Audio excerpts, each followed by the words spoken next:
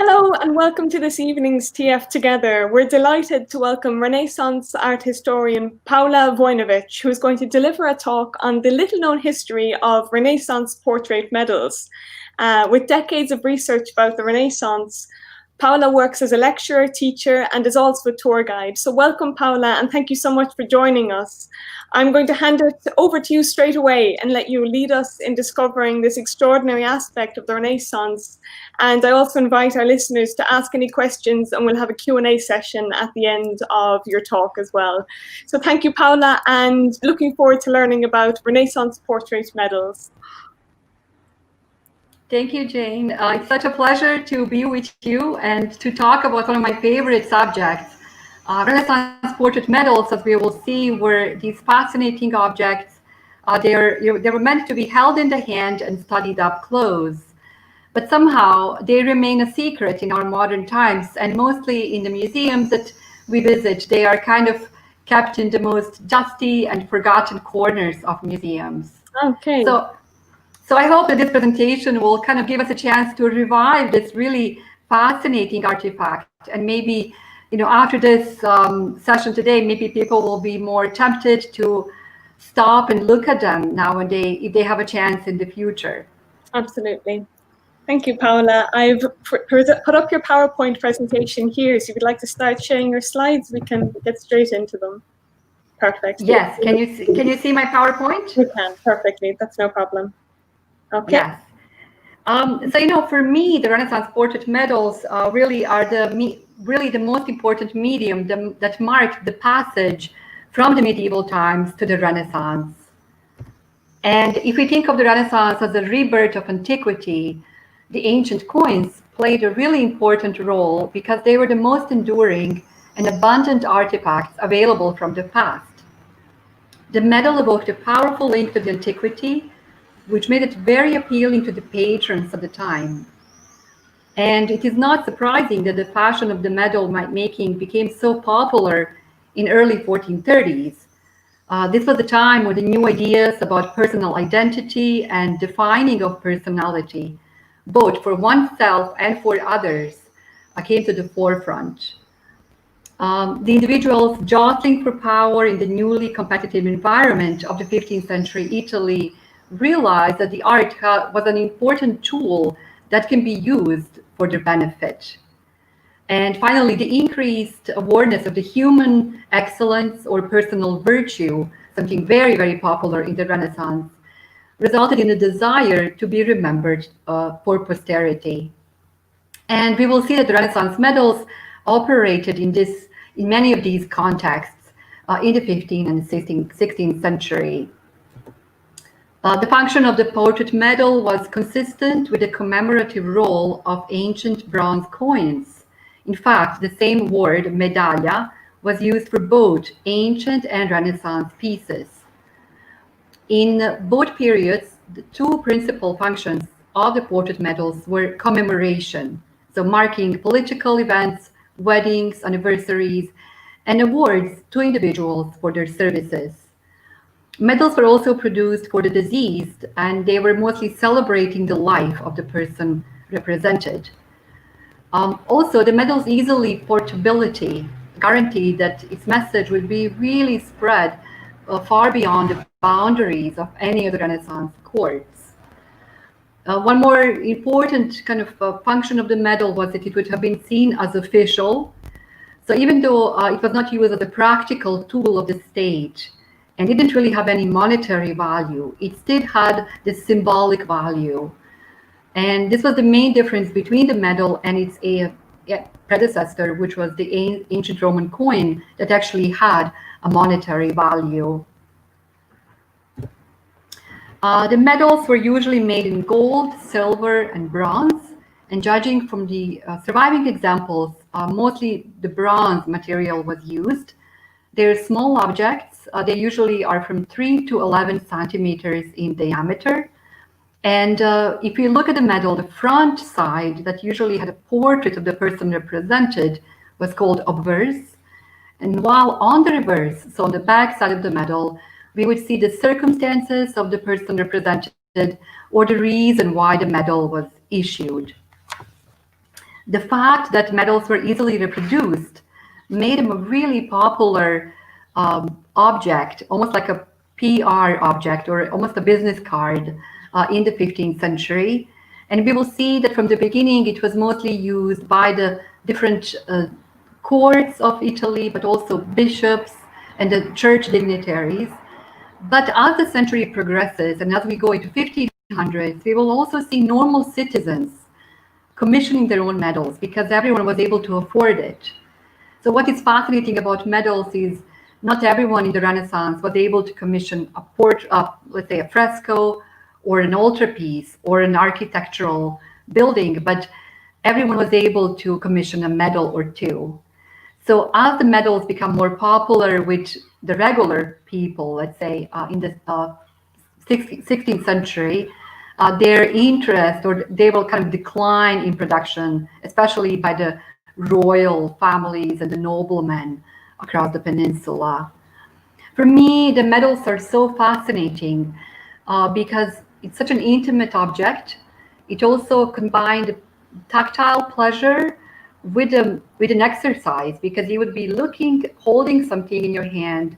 You will be examining the relief and the detail of the artist's work, but you will also be looking at it and trying to decipher the message of the image and also the letters around it. So they possess such an incredible amount of detail, which we don't get to see in many other artifacts of the time. And also the audience of the medals, which have been very limited. So if you think of the public art commissioned in Florence, most people were able to look at the Duomo or any of the family chapels and the frescoes. But for the medals, you could usually choose who your audience would be. And also the particular message of the medal might have been lost if someone, if it ended up in the hands of someone who didn't really know what they were looking at. So there's a little bit of this mystery connected to medals as well. And in my presentation today, I really was looking at the primary sources and trying to kind of share with the Florentines audience the impressions and really kind of the sentiments of the people who received medals as gifts or they were given to them as honor, what kind of reaction they had on them. So we will get to hear a lot of contemporary voices in the next 40 minutes. And one more thing I wanted to add is there's a big difference of how the medals were used in the Renaissance and how we use them now in our modern times. So, for example, in the United States, the Medal of Honor, the first one was issued in 1863, and since then, about 4,000 individuals were given this highest honor. So obviously, the use of medals in our modern times has changed a lot. So I hope the next examples that I'm bringing, that I brought in for today, will give us a good idea of the wide use of the medals in the Renaissance. I try to focus mostly on the examples from during his lifetime. His name was Antonio Pisanello, and as his last name states, he was born in Pisa, but he spent most of his life living in northern Italy. And Pisanello was such a famous artist during his lifetime that he was working for the Duke of Venice. He actually paints some of the frescoes in the Ducal Palace in Venice. He's also working for the King of Aragon. He is working for dEste, for Malatesta, for Gonzaga. And during the centuries, his works were sometimes attributed to artists such as Leonardo da Vinci, Piero della Francesca, and even Dürer. So he was an extraordinary artist whose fame didn't really last in our modern times. So most people have never heard of Antonio Pisanello, but it was this man, and you actually get to see here, he would usually sign his medals as Pisanello Pictor, which means Pisanello the painter. None of his works survive. There is just one example in Verona.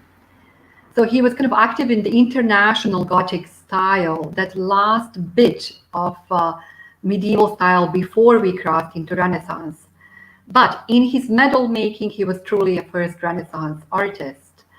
And before Pisanello, the medals would be made kind of by almost like coins. They would be struck down as coins were, with Pisanello, they become true works of sculpture because he would sculpt them almost in a very low relief. So we have even a new way to produce these artifacts. So I just wanted to show you who would have been the clients who commissioned the work of Pisanello. And here you see all of the, top people of the Renaissance in the 15th century. And we will look at some of these examples and see just how much information this tiny object was able to offer. They're really small but powerful. I'm sorry to interrupt, but I'm just seeing that we're still on the first slide. I just wanted to make sure that your PowerPoint has shared properly. Yes, I have moved on. We're not seeing it. We're still on the first slide. My apologies for the technical interruption. If you hit from beginning on your Renaissance portrait medals PowerPoint, we'll try and move it forward then. At the moment, we're still frozen on the first screen. Okay, so let me see. Now we're moving. Now we're moving. Perfect. Okay. What do you see? Do you see? Can I just maybe go back and do you see now these 4 Renaissance men? Yes, we do now. We do now. Sorry for that interruption. It was just a pity to lose the visual when you were describing them. I'll let you resume your talk. Thank you. Okay, so Jane, is it okay if I leave it like this? Can you see the image as well? Yes, we can. We can. Okay, so here is Pisanello, and he's just a fascinating artist, and you see his likeness. And then here is one of the works of art, one of the few paintings that still remains by Pisanello, even though he was such an important artist and all over the place in Italy. And then here are his most important patrons. And we'll be looking at some of these a little bit in close-up, so you will get to see them. And then here we have Alberti. And Alberti is another artist credited with the invention of the medals. Alberti is a kind of a first representative of what we call today a Renaissance man. He was a scholar, a diplomat, artistic advisor. And in a sense, Alberti will bring many of his wonderful ideas in his books and shape the artists that came in the early 15th century. I wanted to show you this self-portrait of Alberti. This is actually huge because this is the first time we see a self-portrait of an artist who is also pointing his name. So we have Leon Battista on the side. And then here we have an image of a human eye, something that becomes the emblem of Alberti. And if you take a quick look at the way he represents himself, he has this really fun hair, kind of looks timeless Roman haircut. And then he has this almost like a Roman toga with a knot in front. So he's really representing himself as an ancient scholar. This was something that would have definitely not been lost in the eyes of his contemporaries. And the shape, this oval shape of his medal, would have been seen almost like an ancient cameo. But in 1450, Alberti was able to fashion really his own medal, in which we get to see him really in kind of this in vigorous maturity. We have his name going all the way around, but Leon Battista Alberti. And on the back of the medal, we have his emblem, which is this winged eye, and we even see different veins that connect the eye to the human body. And then we have the name of the artist, Matteo de Pasti from Verona, who is signing the medal as well.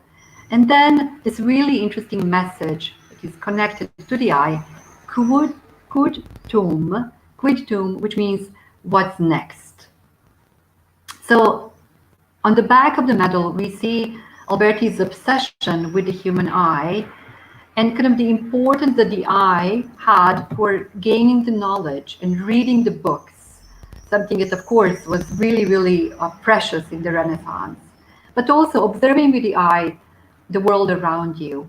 And the obsession of Alberti with the eye is also visible in his writings, and he says, "It is more powerful than anything, swifter, more worthy. It is such as to be the first chief king, like a god of human parts. Why else did the ancients consider God as something akin to an eye, seeing all things and distinguishing each separate one?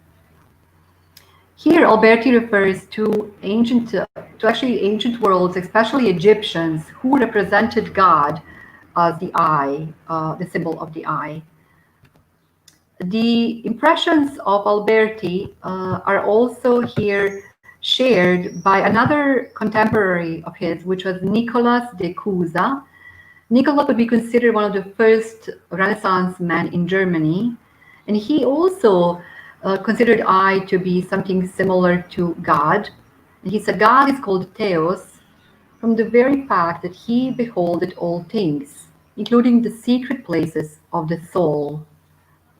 And curiously, the term theater shares this divine etymology. Theatron means seeing place. One of the first medals that Alberti probably collaborated with Pisanello was the medal of this Byzantine Emperor. And this is considered to be the first Renaissance medal to be produced. So we get to see a great amount of detail on even the stylized hair and very Byzantine fashion of this emperor. But I also wanted to show it today because you see the Greek lettering all the way around it. So if the medal, kind of talking about the mystery of the medal held, if it ended up in the hands of someone who didn't speak the language it had, its message would have been completely lost. And here's a lovely quote by someone in the 15th century who said that he chose the language on the medal because I wanted it to be understood by some and not by all. For as you must know, the words of imprese must be made in a different language from that in which we speak. So in most cases, that language would have been Latin and sometimes Greek as well. So even just the use of the language would lift the medal out of the realm of ordinary. But since we are focusing on Florence, I wanted to just mention the Medici family very quickly, because if we can think of one family that understood the extraordinary example of how you could use calculated spending for the, let's say, for the greater good of the community, but also to kind of bring the prestige to your own family name. I think Medicis were really the experts in that. And Cosimo the Elder, of course, is the one who starts the dynasty. And Cosimo's biographer, Vespasiano da Bisticci, gives us a wonderful quote, and he says, Cosimo once said that the great mistake of his life was that he did not begin to spend his wealth 10 years earlier, because knowing well the nature of his city, he was sure that in the lapse of 50 years, no memory would endure of himself or of his house, save the few remains he might have built. So this tradition of visible spending that would affect the welfare of the city was really pioneered by Cosimo. And here's a lovely medal just after Cosimo died with his likeness. We see this beret that he had that someone of his status would have worn at this time. And we have Cosimo de' Medici and then PPP, referring to him as father of the country. And on the obverse side, we have the city of Florence. So you have Florentia written underneath. And this medal is interesting because we get to see it repeated in a work of art by Sandro Botticelli. This lovely portrait of a man is in the Uffizi Gallery, dated 1475. And we see this young man holding the medal of Cosimo over his heart. And what is curious about it is that this is not, the medal itself is made of gesso, so it's plaster, but it seems that Botticelli had access to the real medal or to the real mold from which the medal was made, because we see an exact copy of the medal made in plaster. And many people are kind of curious about who this young man is and why such heartfelt message for Cosimo I. And one of the ideas is that he might be the brother of Sandro Botticelli. So I'm just showing quickly the painting in the Uffizi Gallery of Adoration of the Magi, and we see Sandro Botticelli on the right side looking out at us. And if you take a look at these two men together, you see that there is quite similarity between them. So this might be a portrait of Botticelli's brother. His name was Antonio Botticelli, and he was active medalist at the court of the Medici. So he might have been the artist who was helping Donatello to make this medal for the Cosimo. It was probably this now in the Victoria and Albert Museum in London. And then in this slide, we see that Pontormo probably used, let me see, that Pontormo probably used Cosimo's medal for a model when he painted the image in the 1520s.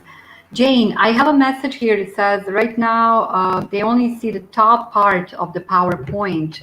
Yes, so if I try. Yes, there you go. Perfect. Is this better? And nothing has changed just yet. We'll give it a second. Okay. No, it's frozen there now. But if I move, is this moving? No, not quite yet. Apologies for the technical interruption. That's always the issue with these live sessions. There's some or other problem, but don't worry, we'll resolve it. So nothing moved, nothing happened? No. Try it again. Try from current slide. Okay. Yes. Do you see the Party Conspiracy medal? No. Oh yes, we do. Sorry, apologies. Yes. Can you now do you see Malatesta? No.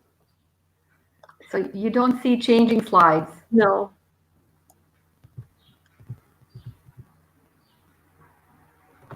I wonder why not.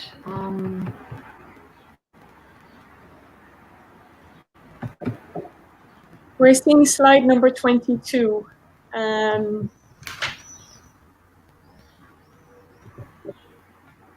Could you perhaps close the PowerPoint and share it again? Would that disrupt things? Or try to see the slide again? Okay. Should I try to go from the current slide? Yes.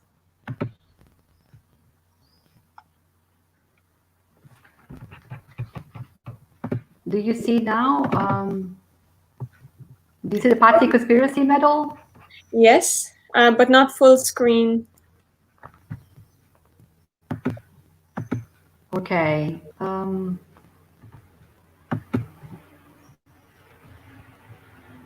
Do you see Cosimo now, or is that not moving at all? It's not moving for me anyway. I don't know if our listeners are seeing more than I am, but it's frozen for me on the Patsy Conspiracy medal, not full screen. Okay, so yes, basically the message I have here, she needs to hit the second button on top. Because not working yet as a full screen, that is the message I'm getting. Okay, if it's not working as a full screen, I recommend continuing as we were rather than to lose the presentation completely. Okay. Okay. All right. So, do you see now the Party Conspiracy medal? Yes, perfect. And perhaps you could zoom in even if we can't make it full screen, perhaps if we could see the text larger, that would help. So you can just see the zoom button on the bottom right. Yes, yes. Let's okay. see any difference if sharing the present and a little bit less. Okay. So you could stop it there even. I guess that's the best solution we're going to have to go with if playing from current slide isn't working. Sorry to have another interruption. Hopefully this is a little bit better. Do let us know if you're not able to follow along or if there's any other interruption, we'll resolve it as well. If you want to continue, Paola, I think that's as good as the solution we can get for the moment.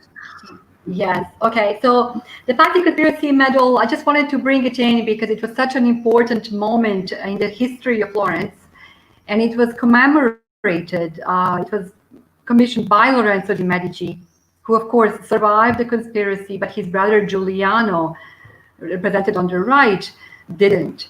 So in a way, after the conspiracy, the power of the Medici in the city was even stronger than before. They really now were established as the rulers in the city of Florence. And with this medal, I just wanted to kind of enter it to talk about a little bit about the political use of the medals and how they would be used by different individuals. For example, one of them is Sigismondo Malatesta, who is the ruler of Rimini. And Malatesta took commissioning of the medals very seriously because there are many, many examples of his medals around the museums in the world. And what he would do is he would send his own image to all of his allies to kind of be present in their mind. And also, in a way, message was that what would be the cost if their alliances were broken. So Malatesta is using it in a very powerful way, but he also decides to use it to communicate not only with his contemporaries, but also with the people in the past. And we get to see that in the medal that he had made with also the image of his wife, Isotta. And this medal, the two of them, would have been buried in every single building that Malatesta commissioned. So there was many documents that speak about this. They would throw the medals in for the good luck. And in a way, while Malatesta's contemporaries are considering only their own world and people around them, Malatesta is looking for posterity and wanting to be remembered. And something like this is actually explained by Filarete, who is a 15th century architect. And he writes about this Roman tradition of throwing the coins in the foundations of the buildings. And he says, when the time comes, they, the future generations, will find these medals, and through them they will remember us and know our names, just as we remembered the Romans when we find some noble thing in an excavation or a ruin. We hold it dear and are pleased to have found a thing that represents antiquity and gives the name of them who made it. Another really powerful individual who used the medals in her own interest is Isabella dEste. She was referred to as the first lady of the world. And here is the drawing of Isabella by Leonardo da Vinci, dated probably to 1499, 1500. And we know that Isabella commissioned several different medals. One of the examples I have is a medal that she commissioned to give to the poets in her court, because the obverse read this inscription that says, to those who serve her. And it was done in 1498. But then she takes it one step further. She has one example of the medal made in pure gold and had beautiful frame all the way around it. And then she displayed it in her studiolo with a cameo next to it, a 3rd century BC, a precious example from antiquity. And she had a frame, the same frame for the cameo as well. So in a way, what she was doing is she was trying to invite the comparisons between her own portrait and between the cameo, and kind of to refer to herself as a magnanimous and this magnificent ruler that the Roman, or ancient emperors would have been. And Cosimo I, the Medici, uses the medal in the same way. He actually is using a cameo, so it's really hard material to work with. And this is a really lovely example that is now in the Pitti Palace in Florence. And we see Cosimo and Eleonora and all of their children. The work on the medal was extraordinary. I think it took about 16 years for the artist to do this. And I love the youngest Pietro, who is just here. He's not even, up to the waist of Eleonora, but he's actually playing with a golden fleece. And we know how this cameo was used because Giorgio Vasari speaks about that. And he tells us that there was a medal of Florence, right in the middle. That medal was lost over time. But this cameo with the medal was exhibited for sure in the Tribuna of the Uffizi. And there was again kind of the comparison to another cameo from the Roman times that Cosimo had in his collection. Here's another example of the use of medals. And sometimes the medals wouldn't be commissioned by the person who you see represented, but they were actually commissioned by someone else. And in this case, we have the medal of Pierre Cardin di Cembrio, who was a really important individual working down in Rome with the papacy. And we have a letter from dEste, who writes to di Cembrio, and he tells him, "At last we have wrested from the hands of Pisano the painter the coin with your likeness, and send it to you herewith, keeping a copy thereof, in order that you may understand how highly we esteem you and all that concerns you." So we learn a lot from this medal. We learned that he commissioned at least 2 copies, so that he was able to send one to di Cembrio, but also keep one for himself. And then again, you see the amazing talent of Pisanello as a medalist, and just this beautiful Bible that has these little 8 bookmarks hanging down. It's kind of resting on this stone, which almost looks like an altar in the church. So another really lovely example of giving a medal as a gift is in the case of dEste, who made a medal for Michelangelo. And it's an extraordinary example of friendship, but also a really unique example of Michelangelo, who is crafting his public image. He's very careful about the way he's represented with his contemporaries. And it seems that Michelangelo himself came up with the image on the obverse, which is actually a pilgrim, a blind pilgrim with a dog. And it seems that the symbolic representation of this was Michelangelo himself, who is trying to present himself as a blind pilgrim on this earth, as all of us are. And what is leading us through this earthly life is our fate. So in a way, this is towards the end of Michelangelo's life. This might be one of the last representations, last portraits of Michelangelo that remains to us. And we kind of see the representation of Michelangelo and kind of this idea of him trying to find balance between his own religious needs, but also his love for his art. Something like this we can also see in Michelangelo's poetry, but also the writings of Savonarola at the time as well. And then we have this really interesting letter by Leone, who says, he writes to Michelangelo and he tells him, "The one which is in the box is all cleaned. Keep it and look after it for love of me. Do with the other 3 what seems right to you. In my ambition, I have sent some to Spain and Flanders, and likewise, through love, have sent some to you in Rome and to other places."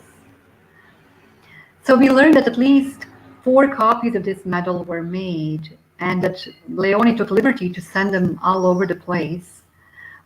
We know, thanks to Vasari, that Michelangelo really appreciated this gift. He sent a gift back to Leone. It was one of the bozzetti of one of his statues, like a model of his statue. And he also recommended Leone's services to the Pope. So, we know that this gift was kind of reciprocated by Michelangelo. And then that brings me to this idea of, in Renaissance, how they believed that the portrait contains a divine force which not only makes absent men present, as friendship is said to do, but moreover makes the dead seem almost alive. This is a quote by Alberti. And I have 2 lovely examples of how we have these 2 voices from the past.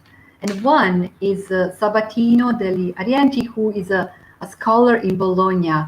And he writes to Alfonso dEste, who was the brother of Isabella dEste. And he tells him, "Today, in the presence of various illustrious citizens, was shown the new coin struck with your portrait, braiding and natural, in my opinion. I was so delighted by it that I kissed it because of the sweetness it induced in me." His reaction might have been a little bit exaggerated, But what we learned from this message is that obviously there was a group of people, illustrious citizens were together, and obviously the medal was passed from hand to hand because Sabatino was able to hold it in his own hand and then kiss it. So, kind of this, again, a very prestigious audience for these medals in the Renaissance. Another example is a letter by Erasmus in 1525, and he writes to his good friend Willibald, who was a humanist, and he tells him, "Your medal hangs on the right-hand wall of my bedroom, and your painting on the left. Whatever I write or walk about, Willibald is before my eyes, so much so that even if I wanted to forget you, I couldn't." And what we get to see here, that medals could also be hanged on the wall. So the uses and the applications would be in many different ways.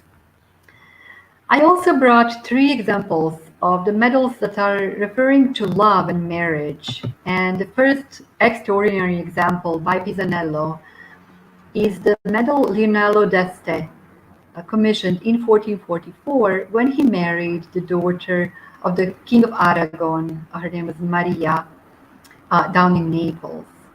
And we here have the reverse of the medal. We get to see Leonardo dEste. He's referred to as the Lord of Ferrara, Reggio, and Modena. He's really beautifully dressed as well. And then in the back, we get to see the reverse of the medal, and we have Cupid, who is teaching Leonello, a lion, to sing. So all of a sudden we have this use of Roman mythology for kind of showing this love, signifying really the love relationship he has with his young bride. We even have this falcon in the back, which was the symbol of the dEste family. But we also have here a lovely symbol, actually a billowing sail attached to a column, showing the steadfastness of the subject in the fate of the kind of in the winds of the fate. So he's steady and sure. So in this way, we can really see that Pisanello has he's quoting antiquity, he's going into mythology, but in the same time, a very powerful alliance is being established, and now it's becoming tangible, with this object in 1444. Another example of a beautiful medal was produced for a wedding that took place in Florence in 1486, when Giovanna Tornabuoni married Lorenzo Tornabuoni. And we have her portrait by Domenico Ghirlandaio in 1488. She's already dead by this time. It was produced, but we have a beautiful medal that was done for the specific moment of the wedding. And this was probably given as a gift to all the guests at the wedding. So we have the likeness of Giovanna Tornabuoni on one side, and on the back we have the 3 graces. So beauty, chastity, and pleasure. As usual, they're forming a circle, and 2 of them are looking towards us. One is with her back to us. And I just wanted to bring in this really beautiful medal because it reminds us also of the extraordinary fresco that was done by Botticelli just a little bit earlier than the medal, where we have the 3 graces. But then also a really interesting fresco that is almost unknown by Sandro Botticelli that was in the Tornabuoni villa, just on the outskirts of Florence. And these frescoes were whitewashed and then discovered in 1860s, and they were immediately sold to the Louvre, so they're now in France. But what we see here is Giovanna Tornabuoni, and there's a Venus bringing flowers to her with her 3 graces.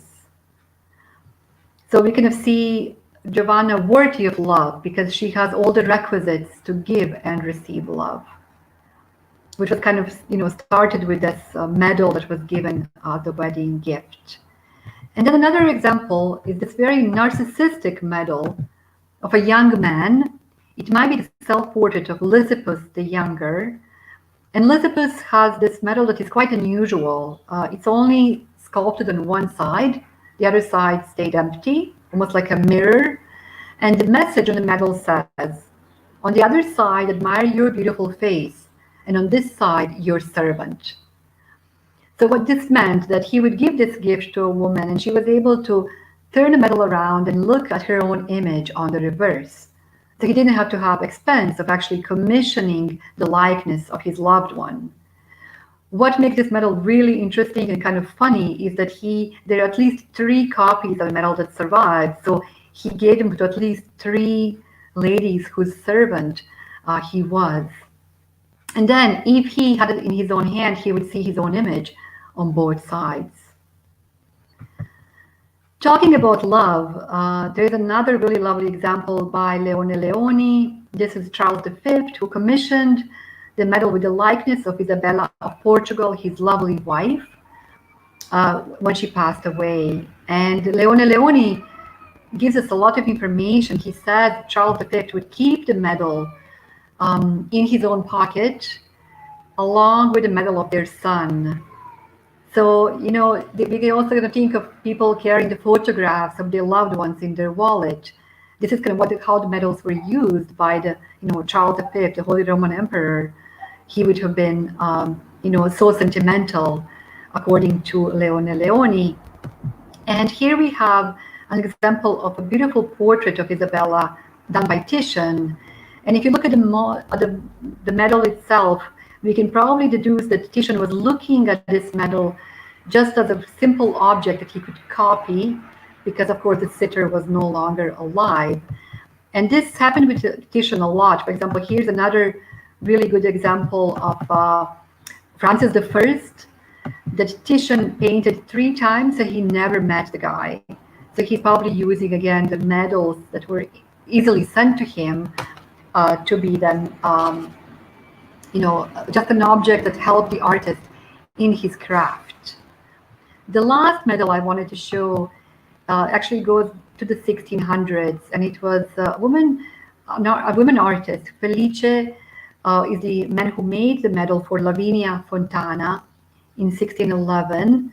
So she's beautifully dressed. We see Lavinia as a really respectable woman of her time on the front, but on the back we see Lavinia quite crazy. She is kind of in this passionate moment of painting, which she loved to do. And I think her hair, really messy hair all around, is showing us, how she's in this moment of ecstasy of creation. And that is also confirmed with the inscription all the way around that says, "Per te stato gioioso mi mantene," which kind of translates that when she's painting, she stays in the state of joy and happiness. So I wanted to end with this medal to kind of invite all of us today to do things in our lives. We don't have to commission a medal that states that, but maybe to just invite us to always think to stay in that joy and do things we love on a daily basis. And I wanted to just end with one last slide, which is the interior of the Bargello Museum, which is the museum that has this extraordinary collection of medals.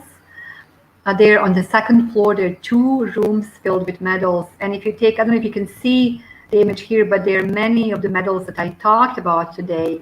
They're all displayed in the Bargello Museum. So next time when you have a chance to go, definitely visit Bargello and look at these precious objects. Thank you so much. I will stop my screen sharing and Don't worry, see if we have any questions. Yes, thank you so much, Paola. It was wonderful and so interesting to learn about something I can't say that I personally ever came across before. Much admiration has been shared by our listeners as well, and we do welcome you to ask any questions while we still have Paola's expertise on hand. And could I ask maybe one of my own questions, which is a bit more personal, but where did your own interest in Renaissance portrait medals and how did that come about?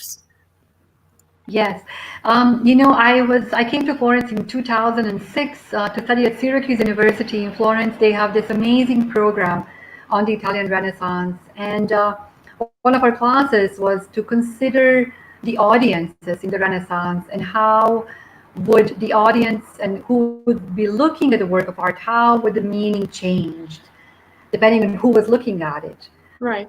So I thought it would be really great to have to look at the medals, because I was able to find a lot of primary sources and people writing about medals when they would receive it as a gift or where they would give it as a gift.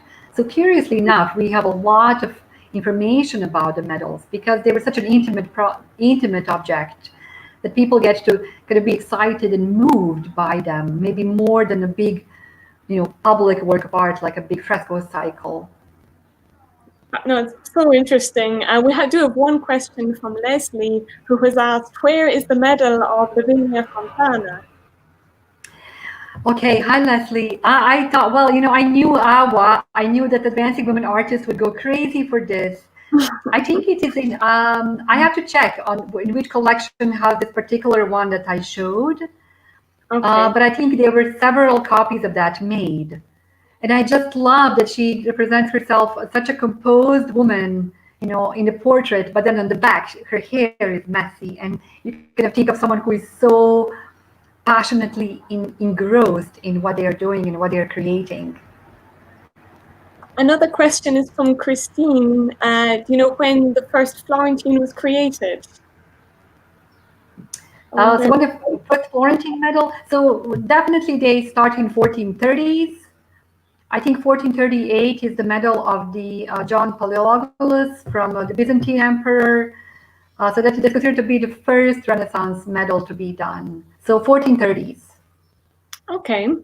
And then we have one from Helen, our editor-in-chief, Helen, who has asked, was your passion for medals inspired the design of contemporary medals while you were working at Santa Croce? And she says, I'm thinking of the medal commemorating the 450th anniversary of the death of Michelangelo a few years ago. Yes. I actually have that medal here. Let me see if I can share it with everyone. Perfect. And do feel free to ask any more questions. We still have a few minutes that we can address it. It has its own little bag, which is really cute. Oh. But yeah, here it is. Oh my goodness. So here's on one side is the tomb of Michelangelo in Santa Croce, and on the other side is the first work of art that Michelangelo does as a young man that is in Casa Buonarroti. Yes. Perhaps you could bring that a little bit closer so we could see that better, if that's possible. It's fantastic. So I think it's lovely how much information there is on the medal. And another thing to consider, the back and the front of the medal, like the interior and the exterior of the building, they can never be seen together. So you have to kind of turn it around. But to answer to Helen, Helen actually, the Franciscan friars in Santa Croce commission medals all the time for big anniversaries. And Santa Croce does it, Opera di Santa Croce does it too. The last one being the one we did for the beautiful exhibition in now the Ellis Island on the Statue of Liberty, where we made one with Santa Croce's Liberty on one side and on the other, the Lady Liberty from New York. So the commissioning of medals still lives on, but I think it's really much an Italian thing. I don't think any other nations still do, real Renaissance looking medals in bronze. So they're quite heavy as well.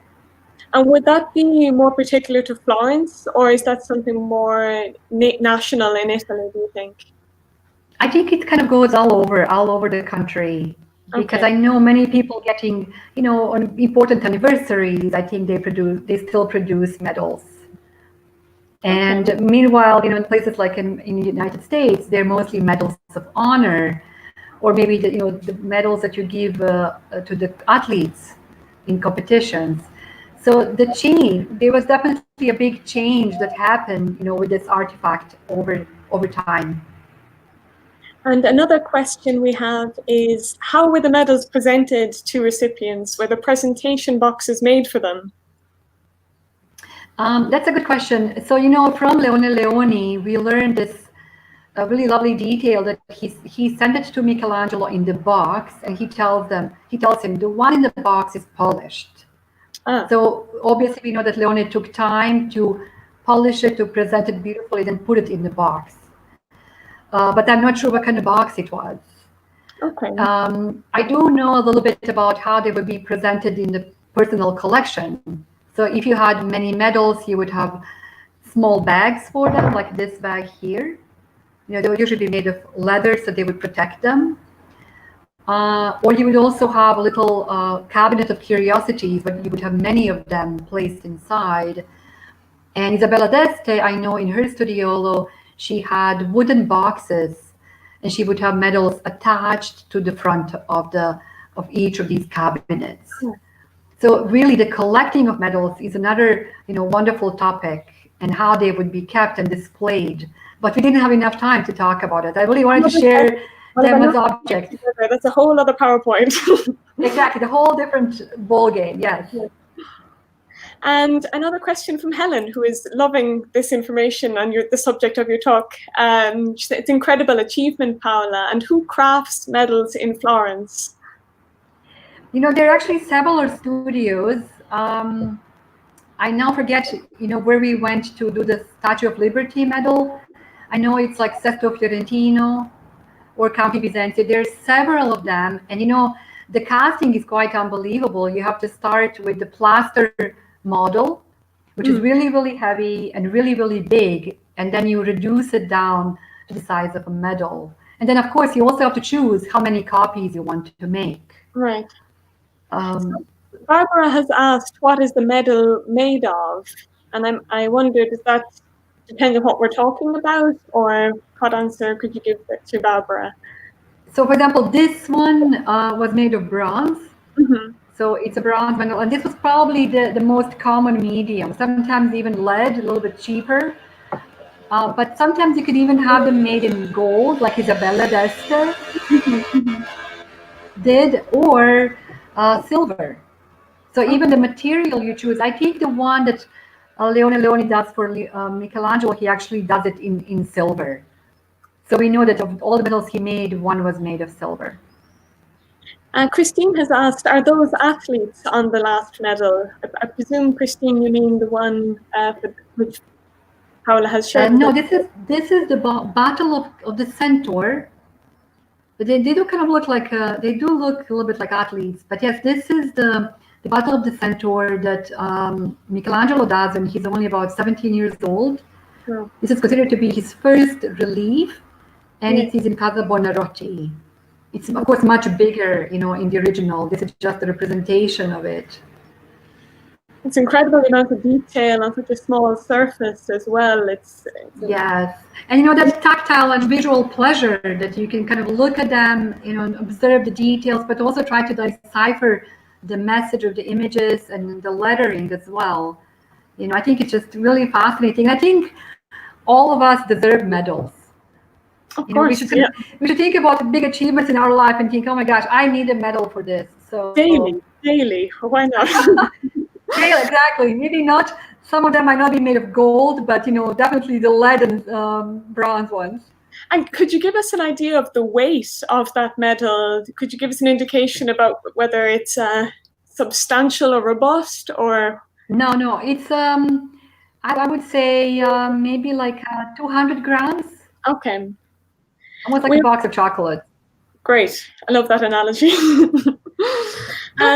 Patricia has a comment here. She said, I'm blessed and grateful to say that she has one of the medals for the Statue of Liberty given to her by the director of Opera di Santa Croce.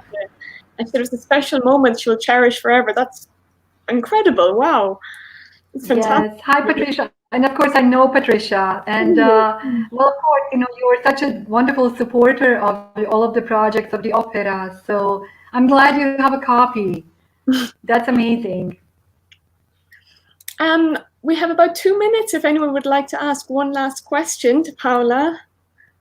And in the meantime, Paola, can I just say thank you for sharing your knowledge on this subject. It really is so interesting. And when we were discussing it beforehand, we said, Renaissance portrait medals, it doesn't sound like such a fascinating subject, but it really is. There's so much there that is not, spoken about or studied about, or is it just that I'm not looking in the right places? Yes, that's a good comment. My little sister told me, oh, this just sounds like such a boring talk. It's almost like, looking at the stamp collection. So I hope that people who attended this, this together today will have change their mind and look at the medals with a different set of eyes from now on. Absolutely. And you've written an article for the Florentine as well that I've shared in the comments if anyone is prompted to look into this subject a little bit more as well, which you kindly penned for our recent issue. So thank you so much for that also, Paola. And at this stage, so I will say thank you to you again, Paola, for sharing all this information. It was definitely eye-opening and very enjoyable. So thank you so much. And also thank you, Jane, for having me. Of course, and thank you also to everyone who has joined in and for participating with your questions. I hope you'll join us for the next session, which will be tomorrow at 6 p.m. with the internationally renowned pianist Hirschi Felder. You can see the full lineup here. So thank you so much again, and we hope to speak to you again soon, Paola. Ciao. Thank you, and thanks to everyone who joined in. Ciao, arrivederci.